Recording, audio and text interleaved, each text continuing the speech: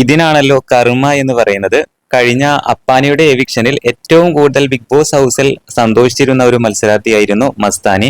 വളരെ മോശം ഗെയിം ആയിരുന്നു അന്ന് മസ്താനി പറഞ്ഞത്. ഒരു പക്ഷേ സ്ക്രീൻ സ്പേസിന് വേണ്ടിയാണെങ്കിൽ പോലും അങ്ങനെ ഒരിക്കലും ചെയ്യാൻ പാടില്ലായിരുന്നു.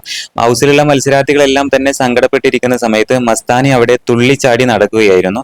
എന്നാൽ ഇപ്പോ അതിന്റെ പിറ്റത്തെ ആഴ്ചയാണ് ഇപ്പോൾ മസ്താനി എവിക്റ്റ് ആവാൻ പോകുന്നത്. ഈ സമയത്ത് ഒരു പക്ഷേ അപ്പാനിക്ക് സന്തോഷിക്കാവുന്ന നിമിഷങ്ങൾ മാത്രമാണ്. പിന്നെ ഇതോടൊപ്പം തന്നെ ബിന്നി അപ്പാനി എവിക്റ്റായ സമയത്ത് മസ്താനിക്കെതിരെ സംസാരിച്ചിരുന്നു, ഇങ്ങനെ ഒരിക്കലും ചെയ്യാൻ പാടില്ല, വളരെ മോശം കാര്യമാണ് ഇങ്ങനെ ചെയ്യുന്നത് എന്ന്. എന്നിട്ട് പോലും ബിന്നിയോടും വരെ മസ്താനി തർക്കിക്കുകയായിരുന്നു. മസ്താനി പറഞ്ഞത് ഇങ്ങനെയാണ്, ബിന്നി ബാഗ് പാക്ക് ചെയ്തോ, ജസ്റ്റ് മിസ് എന്ന് മസ്താനി പറഞ്ഞിട്ടുണ്ടായിരുന്നു. എന്തായാലും ഇന്ന് ഏറ്റവും കൂടുതൽ എവിക്റ്റ് ആവാനുള്ള സാധ്യത മസ്താനി തന്നെയാണ്. ഒരു പക്ഷേ മസ്താനി എവിക്റ്റ് ആവുകയാണെങ്കിൽ അപ്പാനിക്ക് വളരെയധികം സന്തോഷിക്കാവുന്ന നിമിഷങ്ങൾ മാത്രമായിരിക്കും.